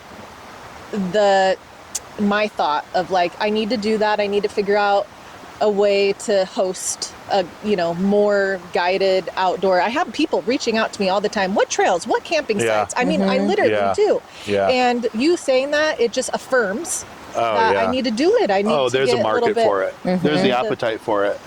No, and earlier in my career, I was really ignorant to this idea actually, because, how I grew up, when I was 16, I started going to the Mount Hood National Forest and learning from a person at the front desk who was very knowledgeable, who said, yeah, you can go wherever you want, kid. Like, I'm not sure why you're skipping school and you're here. That's kind of weird, but you can go to the National Forest. Cool. And I grew up with this knowledge that I was given by somebody else that, hey, public lands, take out the map, you see those green areas, you can go there and, you need to do a little homework to make sure, you're prepared and you've planned ahead and that sort of thing. But you can go.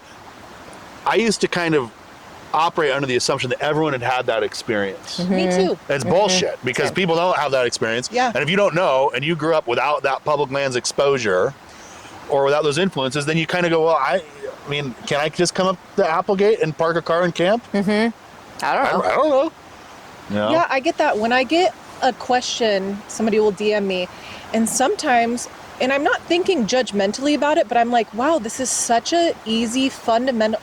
I'm like, you're asking for help on something that's so easy for you to figure out. But then I'm like, but they don't know, Heather. Yep. It's like, just give give them the knowledge, be as, throw out as much as you can. What are you looking for? Blah, blah, blah, blah, blah. And people don't know. Yeah. People, the littlest thing, Schroeder Park to go camp, that's just in town. It's like, people don't know. Yeah. We take our knowledge that we've developed over the years for granted and assume that other people, even that live in our area. I mean, growing up in Grants Pass on the Rogue River, I meet so many people who also grew up in Grants Pass and have never been on the Rogue River. Yeah. And to me, that is insane, because that's all that my summers were spent doing was rafting on the Rogue River, and that there's somebody who lived a mile away from me and has never touched the river is wild. But we come from different backgrounds, we come from different influences, our parents have different motivations and different schedules, and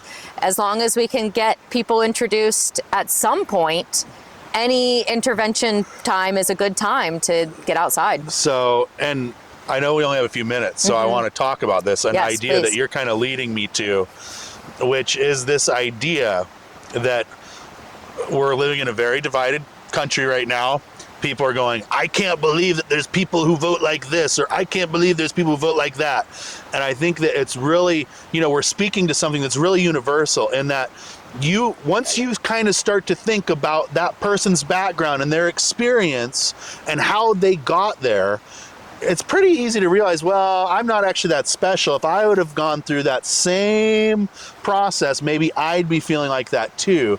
And I think that's something really special about public lands, is that this is literally the last common ground in this country, and that it is a bipartisan source of pride and actually nationalism. Of people love their national parks no matter how they vote, whether they know they love their national forests or not. They might not know the name, but there's certainly places they go and they're in a national forest. I love this place. I hunt here, I fish here, I hike here. And so it actually presents this opportunity for groups like Siskiyou Mountain Club and what you guys are doing too, to bring people together. And in an environment where, we're just sitting here and able to have this experience, and it doesn't matter who you voted for last November. We're able to have a conversation And I think that's really powerful right now. And so I just hope that, you know, people continue going to visit their public lands, keep going with their families and friends and experiencing these places and doing what you do there and supporting in whatever way you can, whether it's packing out trash that you found on the way, or it's supporting groups, or it's volunteering, or whatever it is. It's paying your camp host fee for your campground, not skirting those fees. And you know, getting out there and being active in these places, because also bipartisan is this pressure to reconsider how these places are managed. And right now they are managed for us. We can come visit here and it's free to us, and it's just a wonderful thing that's pretty unique to America. You go to Europe, you don't get this. You gotta pay, it's private, you know, all this sort of stuff. And so, man, I just hope this is American tradition that stays alive through this tumultuous era that we're in right now.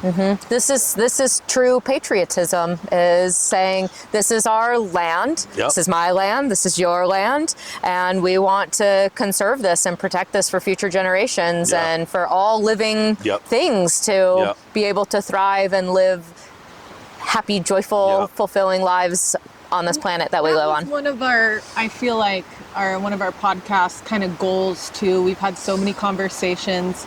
You know, we ask people, you know, not to get too political on one-sided situation.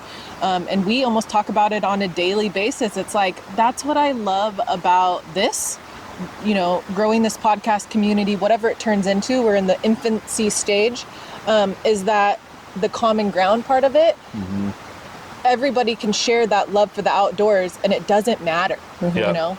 Everybody wants clean air and clean water and beautiful places to go, even if they don't know that yet. I mean, even the kids who haven't been exposed to the outdoors physically, they're probably they're getting exposed through their iPads and their TV, and it may be sensationalized and like they're showing a lot of predators, and that's not really reality, but they're connecting with an outdoor image, an outdoor world in some way. Because it's where we live. It's what ties us all together. And we do all share that this is our home. Yeah, and this is giving me such a gnarly download to really, as our situation grows here, to try our best to make it an in-person and community, like bringing more people out. I'm really getting a strong download now of that. It's like, this could be a funnel vessel to broaden up everybody. What's a download? I know what it is to download a file from my email. Well, I'm getting a downloaded file from the universe. Okay. I hear you. Like, okay, from source. I'm having this thought. It's an idea. It's an idea. Yeah. Just like a light bulb moment, Yeah. epiphany, whatever you want to call it. I call it a download because I think it's hilarious. That's one reason why. It's not a great question, because she says it a lot. Somebody was bound to ask. Got a download. Anyway. I try, you know, we're uploading by sharing these visions and ideas, I just had to ask. And the universe is saying yes. But truly, like, we have discussed that we don't want to talk about politics. We don't want to get into politics. No, there's enough of those. But podcasts. also, like, we have to acknowledge that our access to these lands is guided by a policy, and so politics is unavoidable in some facet, because everything that we can do, even that we can have a podcast that we upload onto the internet, there's a policy that guides that. And so being... Not all policies need to be fearful. No. You know, it's just... They don't all need to be divisive. Like, we want policy that brings people together and connects people with land. Yeah. And I think it's really important. I mean, something historical in the conservation movement was kind of this connection between that urban, I'll just say liberal kind of crowd who has a conceptual image of conservation. They connect with the hook and bullet crowd, which is your rural crowd that hunts and fishes. And those two groups need each other to be successful for good public lands. And so I really hope that they're talking right now, because that solution works. I mean, you know, the yin and the yang, baby. Yeah. Like you can't have the light without the dark. Yeah. Like that's what makes up the day. You Yeah. can't have food without farming and Yeah. hunting, Yeah. ultimately. Yeah. Yeah, all of it. Yeah. You can't have houses without Lumber. lumber. Yeah, it's all of it. You know, the great compromise that I'm always telling Emily, I'm like, there's always that compromise. There's always a deal to be made. There's always some sort of give and take that happens when people come together to make a decision, business-wise, you know, policy-wise, whatever. I have a strong thought of like, yeah, this is, you know, This is the way forward. This is how we wilderness, this is the reconnect people. connecting- Yeah. The connecting gum, The conduit of the bridge, our future. the leaves. Yeah, great. Anyway. So we're gonna wrap up our session with Gabe here. We want to know, our final question that we ask folks is, when your body expires and your soul moves on, how do you want to be remembered? Oh, I just as a good person. I don't, you know, I don't, Great. I don't need any. There's big, no wrong answer. No, just, you know, just an average Joe with a couple of kids and a normal family, and Love that. who did well and did the best I could. That's great. Yeah. Wonderful. Love that. I- Well, where can people, sorry, go on. Well, you guys said the gear. I had to Yes. say, hey. Yeah, you traveled pretty light today, but Yeah. what's the gear that you would always have with you? I'm always wearing darn tough socks. And today I'm wearing darn tough socks with the Appalachian Trail Conservancy logo on them. Can we? I'll You guys wanna bring bring it the in, you camera can. close up. But what I really like about these Appalachian Trail Conservancy socks is that I have big fat calves, so don't get those. But, you know, what I like about these is we retail them at SiskiyMountainClub.org and at our talent location. And this is a partnership between Darn Tough and Appalachian Trail Conservancy. So when we buy these from Darn Tough, they give some money to Appalachian Trail Conservancy. And then when people buy them from us, some of that money goes back into our operation. So I'm always wearing Darn Tough socks and stand by that product wholeheartedly. So when they buy from you, they're essentially funding 2 trail stewardship If they buy the companies. Appalachian Trail Conservancy style on our website, then yes, they are. And that's why I buy that style. I like it. That's what one of our goals is to, we're going to start eventually a Patreon type of situation. And we would like to give back through that Patreon Sure. of, you know, we haven't decided exactly what the avenue will be for that, but we definitely, we want to do that. Cool. So Cool. we'll be talking to you about that, I'm sure. And as I dig into your content, you know, we'll start sharing out stuff to our community that's appropriate for that. And One last thing, how can people find you and Siskiyou Mountain Club and all that? So we have a visitor center at 106 Talent Avenue in Talent, Oregon. We're open Tuesdays, Wednesdays, Thursdays from 1 to 6. But if you stop by and we're there outside of those hours, we're there to serve the community. They can go to SiskiyouMountainClub.org. We have a calendar up. We have ways to join there and get engaged. We've got Facebook, we've got Instagram, and you can always call us. We return our phone calls. The number is 458-257 0657. I'll double check that. Double check. Yeah, we'll put it in text across that part. Yeah, and you can email us at info@SiskiyouMountainClub. That's all spelled out, all one word, .org. Amazing. Beautiful. Thank you so much, Gabe. Yeah, no, it's All fun. right, we're Yeah, gonna thank you hike for out joining now. us.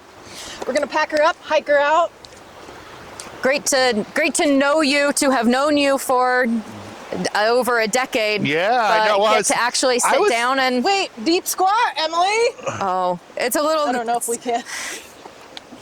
There we go. Emily's got the deep squat. We've been ending all our sessions with a Oh, okay. to I thought kind they of. were doing a leave no trace like shows to take that, I guess, now. That's good to know. Yeah, that's what the doctors tell me now when I go and they're like, nope, we don't do it anymore, Gabe. That's Wow. not, and you have high blood pressure, so we don't want to do it for you anyway. So, Dang. yeah, it used to be kind of like that's how I managed poison oak. Yeah, it was I just just go from get the fucking steroids. Let's go get a quickie. When I was 9, I went out tree planting with my elementary school class and was told that there wasn't any poison oak. Well, there were the roots of the poison Yeah, oak. that's all it takes. And I came back covered. Yeah. Like my whole arm, my whole face. I couldn't do the state testing. I was out of school for a month because I was knocked out. And they gave me a prednisone shot like pretty much right away. And I had basically an allergic reaction to that. Oh. And so we've been recording. I just started it.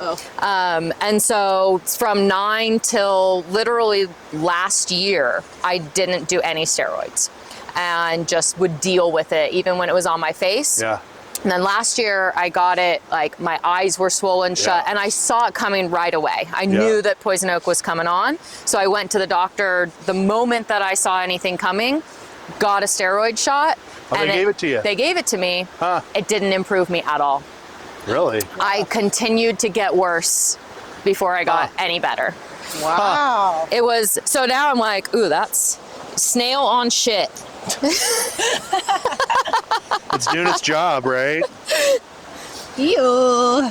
I didn't know that snails were Attracted to poop. decomposers, but yeah, so I don't fuck with the steroid because it doesn't do anything for me.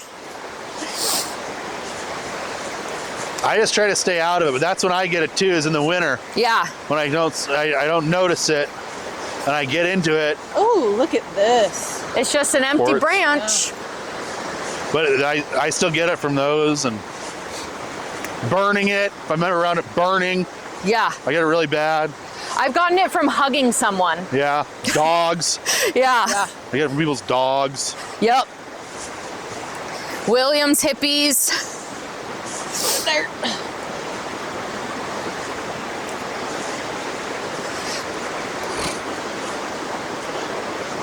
Heather, you want to ask your leave no trace bathrooms? Oh yeah, real quick. What is your pooping in the woods policy? Like, as far as, do you recommend or not recommend, or is it frowned upon to bury your poop with your toilet paper with your poop? Oh yeah. That is a point of contention. I will say this is, well, no. So we're out there for up to 2 weeks at a time, Yeah. right? And you've got like up to like 20 kids eating like 7,000 calories a day. It's a lot of There's shit. a lot of shit. Okay. And so you have to be really, so in those situations, what we're doing, at least 200 feet away from the nearest water, camp, trail. And then instead of just a single hole, you're digging a latrine. Oh. So you're digging a trench that's 6 to 8 inches deep, so that you don't end up with cat holes dispersed around your camp. You know, you consolidate it and you fill that up and then you bury it. And I think packing out that toilet paper would be kind of probably not realistic. I will say, though, like if we're in an alpine area or we're in an area that there's not real soil, it's just rock or it's serpentine, decomposed rock or something like that, then yes, I will pack out my toilet paper, especially when I'm by myself and not a big group. Like, Yeah. it's a little easier. So you read the room, you read the forest. Yeah. Where am I leaving it, or leaving it in the sense of I'm burying it with, or am I packing it? And I'll tell you something really gross. Yes, we love the gross. Well, I've gone up and I've dug up a latrine before. On purpose? Yeah, on purpose, because I've wanted to see just this. Oh. And I will say, in my observation, if you do it right, you're in the right kind of soil, you're not in rock, and you're 6 to 8 inches deep.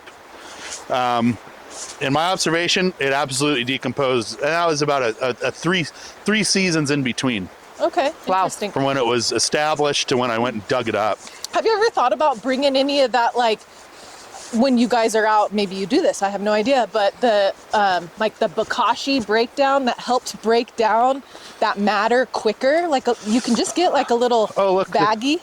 Calypso orchids. Oh, wow. They're so pretty. People, you guys see those? Yeah. People Those purple fairy ones? slippers.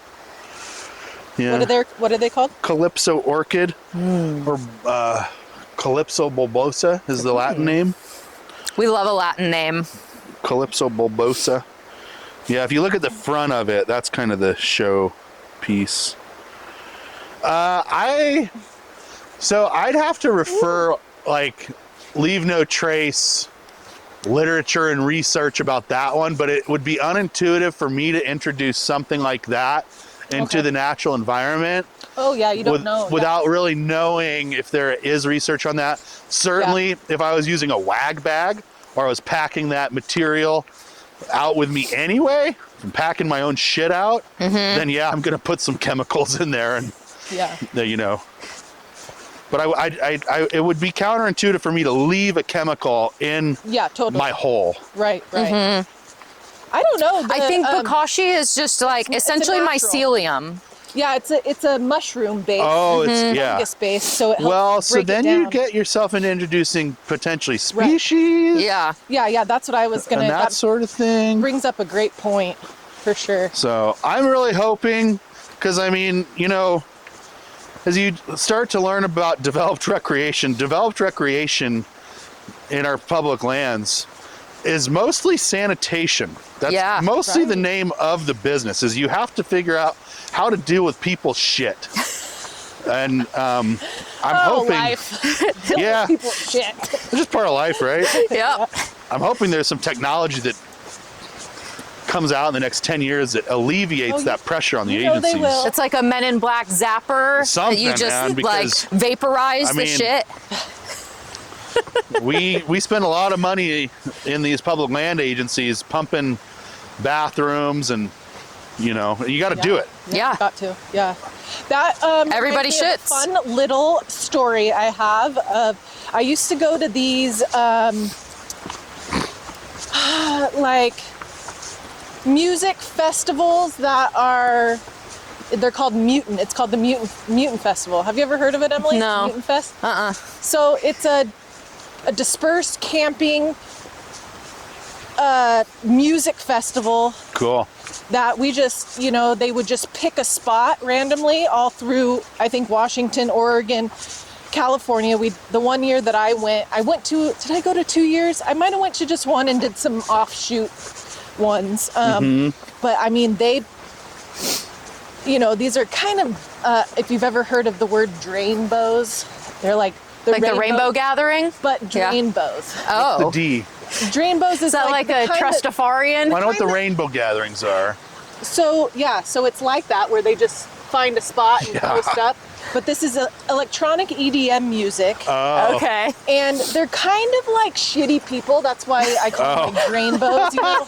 Because they're swirling down the drain of life. Yeah, well, they steal your shit. The druggies and druggies, yeah. Not all of them, but there's definitely like a crowd of that, I think, a little bit. Anyway, we would go, me and my crew that I was hanging out with at the time, about, 12 years ago. And we were down in the McLeod area. And we had I think 3 days of festival. There's nothing to buy there, nothing. It's just a bunch of camping with mute electronics, like music. And let's see, they dug a huge hole, like not just 6 or 8 inches, like this was like 6 feet. Okay. They would dig, and it would be like our camp's bathroom. Yeah. And I remember that, and I remember it getting filled up, and they had to dig another one right next to it. Yeah. And yeah, it was pretty gross, but wow. But then we only got about 3 days, actually more like 2 days. And then the forest department came in with helicopters and dogs and ran us out of there. Booted you guys out. Yeah, we got booted. Yeah. Yeah, that's considered like an organized or a commercial activity on public lands. And yeah, no, it's kind of, I didn't realize the whole world, the Siskiyou Mountain Club opened up the whole world of sanitation to me. Like, I never did the math of like how much we actually poop. Yeah. Like how much poop you actually create. Right. Like it's a lot. Yeah. You know? We don't think about it when we just flush it away. No, you just flush it away. But when you it get a group goes of 20 somewhere. kids together, Yeah. and you know, and it's like, okay, this is a lot of poop. Yeah. I do a river trip every May now with a high school class. And so there's like 20 something teenagers and like 8 adults. And for a 4-day trip, we bring 4 toilets. Yeah. Because it's so many people and teenagers. And we fill a toilet a day basically. Oh yeah. Yeah. Whew. That's rough. Yeah, it's a lot of shit. See, I mean, and if there was some ad campaign you could do with the public to like get people to understand how to manage it, you know, it's just as we lose like Forest Service funding and stuff, you're just gonna see more poop this summer. Is what it comes down to. You're just gonna see a lot more poop. Yeah. Locked bathrooms, essentially. That just means you're gonna see more poop. Yeah. It's gross, it's unsanitary, you can get sick from it. So guess what, guys? Let's bury it. Yeah. Bury it or pack it out. Or pack it out. Yeah. What a great way for Wagbag should take on that ad campaign and say, oh, that would be you don't good. have access to your public lands toilet? Well, travel with a Wagbag.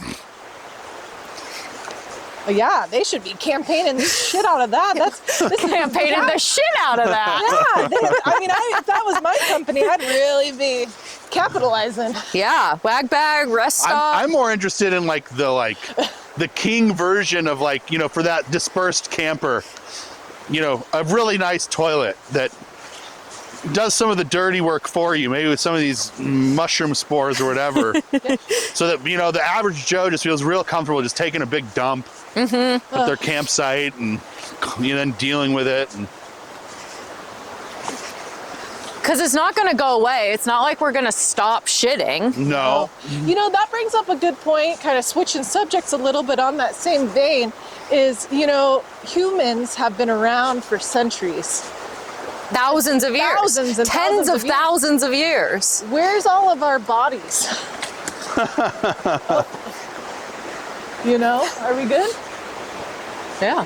Hello, little log. They all decompose. Oh, that's a crazy rock formation up Isn't there. that cool?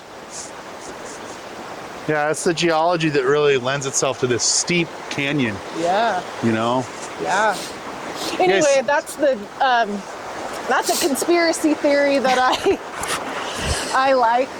Well, we can Yeah, even where see is just it? in the few, like we were talking about with the log down early on, like if that log fell a few years ago, Earth has already continued to take it over. New plants are growing, layers of dirt and sediment and all of that are building up on that log. Like earthen material gathers really quickly. Yeah, but wouldn't we have more graves? I mean, you can find an Indian burial ground. Yeah, but bodies were burned, bodies were piled together. I mean, they're not dispersed around. There's like mass graves That's true, yeah. where there's just one giant hole full of hundreds of thousands of bodies. Probably lots of early bodies were picked apart and eaten by wildlife, predators, scavengers. And we are essentially organic matter, so we're going to break down over time. A lot of people get into the whole natural burial thing now, I think. Which I'm intrigued by that. It seems a lot better than being in a coffin and Lined with satin and pillows.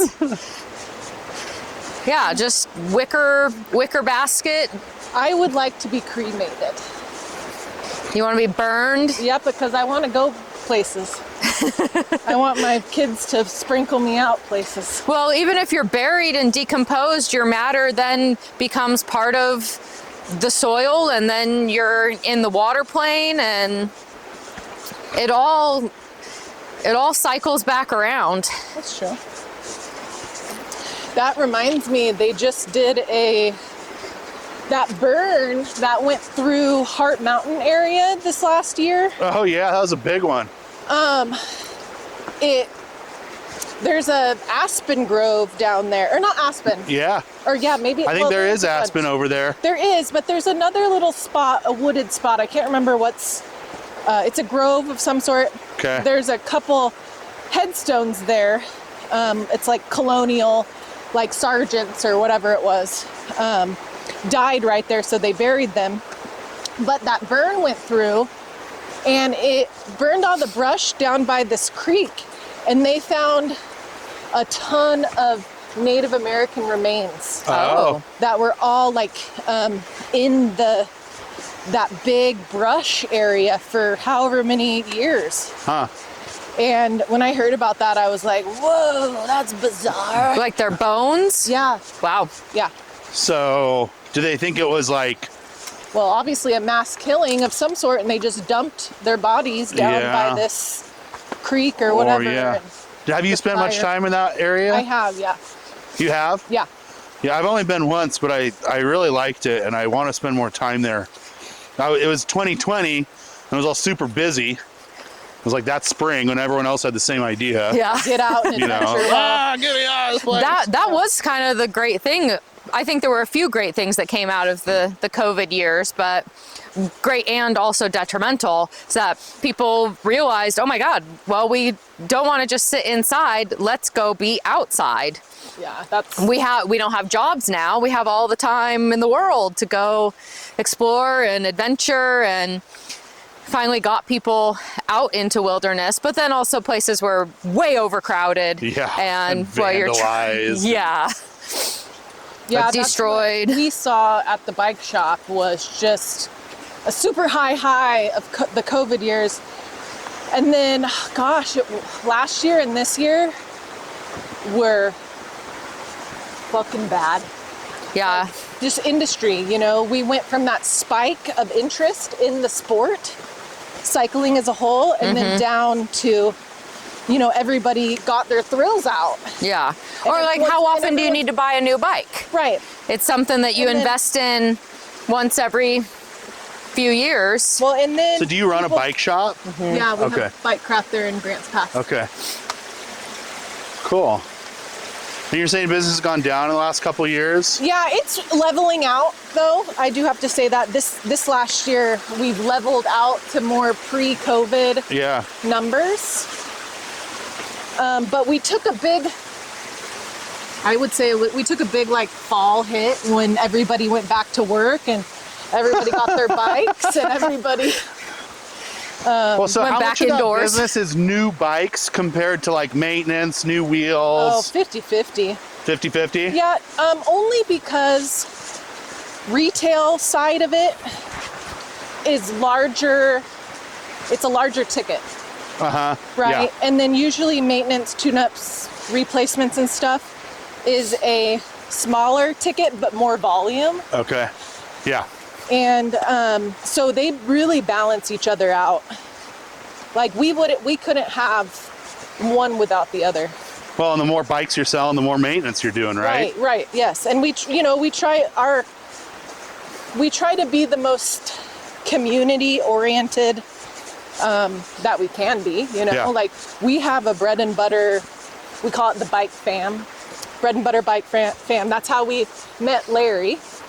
Okay. And then my husband, who owns the bike shop with me, okay. He's on the board of Soda. Okay. And so he's like one of the new board, because there was a big leadership transition, right? Yes, there was. Because I knew Eric.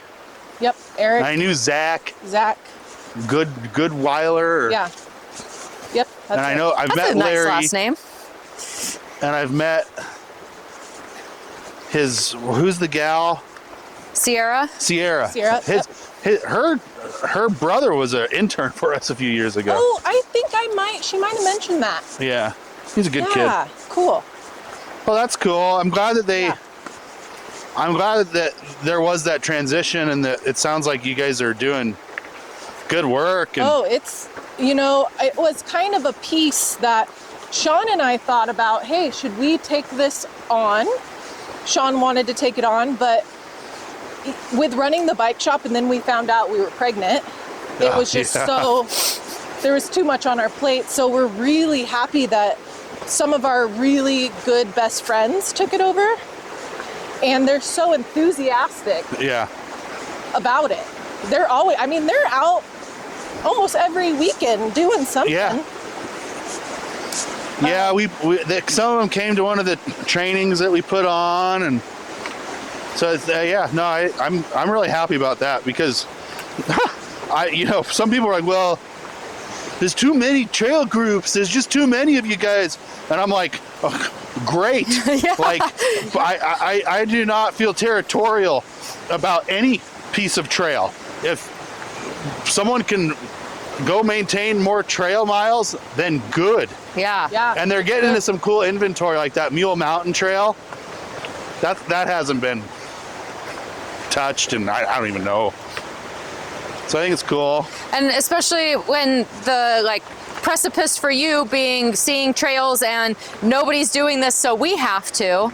Well, now there's an abundance of people doing that work. Being passionate about it. That's like, oh, the issue that I came here to solve is being solved. There's now more people. Well, and it doesn't have to all be you. And what happened is that we saw the systems rot from the inside out, because the places that are hardest to reach suffer first. And so 15 years ago, we had no idea that the Forest Service wouldn't have the capacity to maintain this trail. For example, we said, no, they'll always maintain the Middle Fork Trail. It's popular, it's close. It's short. But it's short, but no, we were wrong. So the more hands on deck, the better, especially if people are talking to each other and coordinating, Gonna shut us down. Credits. Film edited and produced by Heather White and Emily Berlant. The Go Wildly music is Rainmaker by Jared Masters. Special thanks to Gabriel Howe. Recorded on location on the Middle Fork Trail of the Applegate River. Thanks for listening. Please follow, like, subscribe, and of course share. New episodes drop every Friday. Remember to rate and review. Find us at Go Wildly Podcast everywhere.